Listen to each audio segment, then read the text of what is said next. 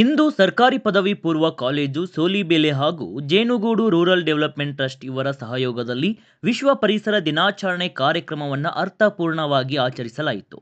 ಕಾರ್ಯಕ್ರಮಕ್ಕೆ ಮುಖ್ಯ ಅತಿಥಿಗಳಾಗಿ ಬಿಜಿ ಗೋಪಾಲಗೌಡರು, ಅರಣ್ಯಾಧಿಕಾರಿ ಪುಷ್ಪ, ಪಿಡಿಒ ಮಂಜುನಾಥ್, ಸರ್ಕಾರಿ ಪದವಿ ಪೂರ್ವ ಕಾಲೇಜಿನ ಪ್ರಾಂಶುಪಾಲರಾದ ಮಂಜುನಾಥ್, ಮುರಾರ್ಜಿ ವಸತಿ ಶಾಲೆಯ ಪ್ರಾಂಶುಪಾಲರಾದ ವೆಂಕಟೇಶ್ ಅವರು ಉಪಸ್ಥಿತರಿದ್ದರು. ಇನ್ನು ಅದೇ ರೀತಿ ಜೇನುಗೂಡು ರೂರಲ್ ಡೆವಲಪ್ಮೆಂಟ್ ಟ್ರಸ್ಟ್ನ ಉಪಾಧ್ಯಕ್ಷರಾದ ಕೆಎಂ ಚೌಡೇಗೌಡರು, ಪ್ರಧಾನ ಕಾರ್ಯದರ್ಶಿ ಬೆಟ್ಟಹಳ್ಳಿ ಗೋಪಿನಾಥ್ ಅವರು, ಪದಾಧಿಕಾರಿಗಳಾದ ಸೈಯದ್ ಮೆಹಬೂಬ್, ಜಿಯಾ ಉಲ್ಲಾ ಖಾನ್, ಡಾಕ್ಟರ್ ನಯಾಜ್ ಖಾನ್, ಪ್ರಶಾಂತ್ ಅತ್ತಿಬೇಲೆ, ಮಂಜುನಾಥ ಸೇರಿದಂತೆ ಹಲವರು ಭಾಗವಹಿಸಿದ್ದರು. ಇನ್ನು ಕಾರ್ಯಕ್ರಮದಲ್ಲಿ ಉಪನ್ಯಾಸಕರಾದ ಸುಬ್ರಹ್ಮಣ್ಯ ಕುಮಾರ ಹಾಗೂ ಕಾಲೇಜಿನ ಉಪನ್ಯಾಸಕ ವೃಂದ, ಸಿಬ್ಬಂದಿ ಮತ್ತು ವಿದ್ಯಾರ್ಥಿಗಳು ಉಪಸ್ಥಿತರಿದ್ದು ಪರಿಸರ ಸಂರಕ್ಷಣೆ, ಗಿಡ ನೆಡುವಿಕೆ ಹಾಗೂ ಹಸಿರು ಪರಿಸರದ ಮಹತ್ವದ ಕುರಿತು ಜಾಗೃತಿ ಮೂಡಿಸಲಾಯಿತು.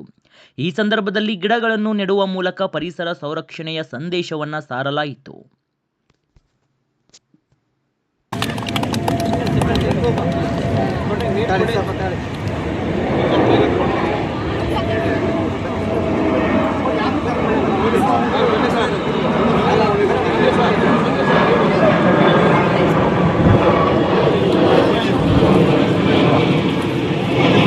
ಈ ಕಡೆ ಸರ್, ಈ ಕಡೆ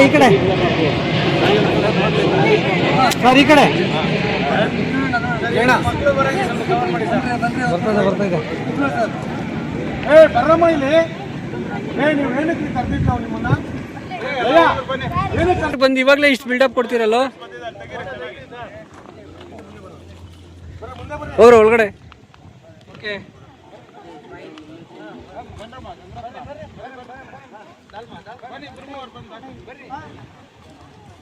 ಈಗ ಅವ್ರಿಗೊಂದು ಗುಡಿ ಕೂಡ ನೀರು ಸರ್ ಉಳ್ಕೊಂಡ್ಬರ್ತೆ ಅವ್ರೆ. ಹಂಗೆ ಇಡ್ಬೇಕು ಕರೆಕ್ಟಾಗಿ.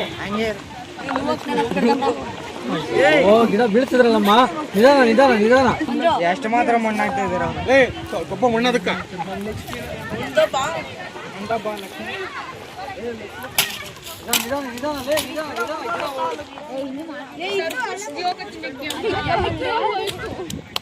ಪುಷ್ಪ ಮೇಡಮ್ನವರು ಅವರ ಅರಣ್ಯ ಇಲಾಖೆಯಲ್ಲಿದ್ದು ಅವರ ಅನುಭವ ಎಲ್ಲ ಹೇಳಿದರು. ನನಗಂತೂ ಅಷ್ಟೇನು ಅನುಭವ ಇದ್ದಿದ್ರು ನಾನು 10,000 ಗಿಡ ನೆಟ್ಟಿದ್ದೆ. ನಮ್ಮ ವೇದಿಕೆ ನಮ್ಮ ಪ್ರಧಾನಮಂತ್ರಿಗಳು ಕನಿಷ್ಠ ಒಬ್ಬರು ಒಂದು ಗಿಡ ಆದರೂ ನೆಟ್ಟರೆ ಅಂತ. ಒಬ್ಬರು ಒಂದು ಗಿಡ ನೆಟ್ಟರೆ 1,40,00,000 ಗಿಡ ಆಯಿತು. 148 ಕೋಟಿ ಜನ ಇದ್ದರು. ನಾನು ಅಮೇರಿಕಾಗೆ ಹೋಗಿದ್ದೆ. ಅಲ್ಲಿ ಚಪ್ಪಾಳೆ ನಾವು ಹೇಳಿ ಹೊಡ್ಸ್ಕೊಳ್ಬೇಕು. ನಿಮ್ಮ ಹತ್ರ ಚಪ್ಪಾಳೆ 3 ಥರ. ಮೊದಲನೇ ಚಪ್ಪಾಳೆ ಯಾರು ತುಗಿಸ್ತಾ ಇರ್ತಾರ, ಮಧ್ಯಾಹ್ನ ಊಟ ಗೀಟ ಮಾಡಿ ಬಿಸಿ ಊಟ, ಅವ್ರಿಗೆ ಎಚ್ಚರ. 2ನೇ ಚಪ್ಪಾಳೆ ಚೆನ್ನಾಗಿ ಮಾತಾಡ್ತಾ ಇದೆಯಾ ಮಾತಾಡಪ್ಪ ಅಂತ 2ನೇ ಚಪ್ಪಾಳೆ. 3ನೇದು ನಿಮ್ಮ ಕಂಚ ಸಾಕು ಈ ಕಿಡಿಸಿರೋದು ಯಾರು ಅಂದರೆ ನಾವು. ಗಿಡ ಮರ ಇಲ್ಲ. ಈಗ ಬೇರೆ ಹೇಳ್ತೀವಿ, ನಮ್ಮ ಸುಬ್ರಹ್ಮಣ್ಯ ಕಾಂಕ್ರೀಟ್ ಹಾಕ್ಬಿಟ್ಟವ್ರೆ, ನೀರೇ ಹೋಗಲ್ಲ.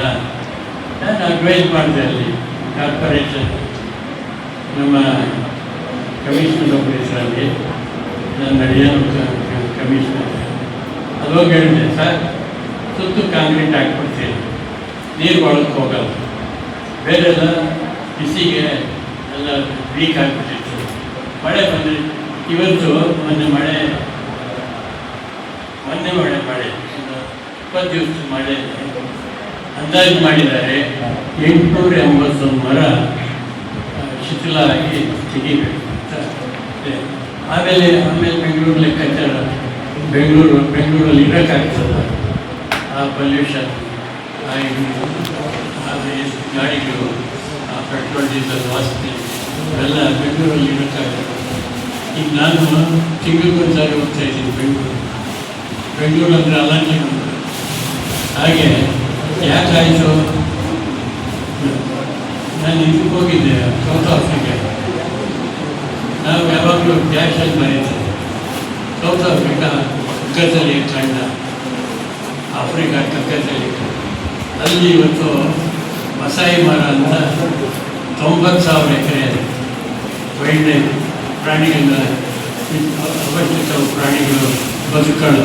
ಅಲ್ಲಿ 2 ಏರ್ಪೋರ್ಟ್ ಇದೆ, 2 ಏರ್ಪೋರ್ಟ್. ಅಲ್ಲಿ ನೀವು ಬನ್ನಿ ಸಂಪತ್ತು ನೋಡೋದು ಸೌತ್ ಆಫ್ರಿಕಾದಲ್ಲಿ ಅಷ್ಟೇ. ಹಾಗೆ ನನ್ನ ಕೈನಲ್ಲಿ ಇವತ್ತು ಹಳ್ಳಿ ಮರ, ರಾಗಿ ಮರ ಅಂತೀವಿ, ಕಾಡು ರಾಗಿ ಹಳ್ಳಿಗಳಲ್ಲಿ ರಾಗಿ ಮರ ಅಂತಾರೆ. ಹಳ್ಳಿ ಮರ, ಹಳ್ಳಿ ಕಟ್ಟೆ ಉದ್ಘಾಟನೆ ಕಾಲದ 21-20 ವರ್ಷ ಆಯಿತು ಕಾಲದ. ಅವತ್ತು ಒಬ್ಬ ಸ್ವಾಮೀಜಿಯವರು ಭಾಷಣ ಮಾಡಿದರು. ಹಳ್ಳಿ ಮರದಲ್ಲಿ 3 ದೇವರು ಇರ್ತಾವೆ, ಬ್ರಹ್ಮ, ವಿಷ್ಣು, ಮಹೇಶ್ವರ. ಬ್ರಹ್ಮ ಸೃಷ್ಟಿಕರ್ತ, ನಮ್ಮನ್ನು ನಿಮ್ಮನ್ನು ಎಲ್ಲ ಸೃಷ್ಟಿ. ವಿಷ್ಣು ನಮ್ಮ ಬೆಳವಣಿಗೆ, ಓದಿ ಬರೆದು ತಂದೆ ತಾಯಿಗಳಿಗೆ. ಮಹೇಶ್ವರ ಅಂಚೆ, ಅದು ಹೋಗ್ತಿರೋದು ಅದು ಮಹೇಶ್ವರ. ಹಾಗೆ ಮಹತ್ವವಾದ ಒಂದು ಹಳ್ಳಿ ಮರ 1200 ಆಕ್ಸಿಜನ್ ಸಿಲಿಂಡರ್ಗೆ ಸಮ ಅಂತ ಹೇಳಿದರು. 1200 ಆಕ್ಸಿಜನ್ ಸಿಲಿಂಡರ್. ಆವತ್ತೇ ನಾನು ಒಂದು 10 ಗಿಡ ತಂದೆ.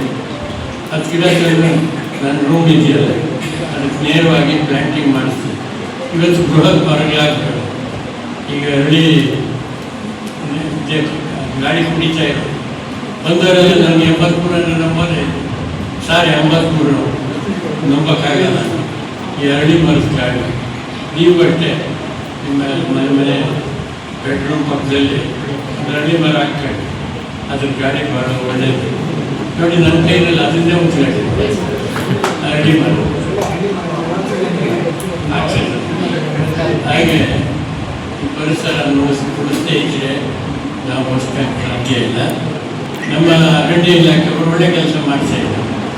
ಆದರೂ ಅವರಿಗೆ ಸಾಕಷ್ಟು ನನ್ನ ಮನಸ್ಸಿಗೆ ಅನಿಸ್ತದೆ, ಸಾಕಷ್ಟು ಎನ್ಕರೇಜ್ಮೆಂಟ್ ಇಲ್ಲ. ಆನೆಗಳು ಓಡಿಸ್ತಾರೆ, ಸತ್ತರೆ ಲೆಕ್ಕನೇ ಇಲ್ಲ. ಮತ್ತು ನಾನು ನಮ್ಮ ಅಳಿಯ ದೊಡ್ಡಳ್ಳಿಯ ಫಾರೆಸ್ಟ್ ಆಫೀಸರ್ ವೆಂಕಟೇಶ್ ಅಂತ, ಅವ್ರ ಕೆಟ್ಟ ಒಂದು ಸಾರಿ ಹೋಗ್ಬಿಡ್ಬೇಕಾಗಿತ್ತು. ಆನೆ ಹಚ್ಕೊಂಡು ಬಂದು ಜಾಗ ಹುಡ್ಕೊಂಡು ನಮ್ಮ ಅಳಿಯ ಇವನ್ನೆಲ್ಲ ಬೆಂಕಿ ಬಿಟ್ಬಿಡ್ತದೆ, ಅದನ್ನು ಆರಿಸ್ಬೇಕು. ಭಾಳ ಕಷ್ಟ ಇದೆ. ಲೈಫ್ನ ಅವರು ಇದು ಮಾಡ್ಕೊಂಡು ಅದರಲ್ಲಿ ತೊಡಗಿಸ್ಕೊಂಡು ಜೀವನ ಮಾಡುವಂಥ ಪರಿಸ್ಥಿತಿ ನಮ್ಮ ಫಾರೆಸ್ಟ್ ಆಫೀಸರ್ಗಳಿದೆ. ಅವ್ರಿಗೆ ಸಾಕಷ್ಟು ಸೆಕ್ಯೂರಿಟಿ ಇಲ್ಲ ಅಂತ ನನ್ನ ಮನಸ್ಸಿಗೆ ಅನಿಸ್ತದೆ. ದೇವರು ಅವ್ರಿಗೆ ಇನ್ನೂ ಒಳ್ಳೆಯ ಆಯುಷ್ಯ ಆರೋಗ್ಯ ಕೊಟ್ಟು ನಮ್ಮ ಪರಿಸರ ಉಳಿಸಿ ಬೆಳೆಸಿ ನಮಗೆ ಶಾಂತಿ ಸಿಗಲಿ ಅಂತ ಹಾರೈಸಿ, ಅಲ್ಲಿರೋ ನಮ್ಮ ಪುಟಾಣಿ ಮಕ್ಕಳಿಗೆ ನಿಮಗೆಲ್ಲ ಹೊಂದಿಸಿ 12 ಮಾತು ಮುಗಿಸ್ತೇನೆ. ಜೈ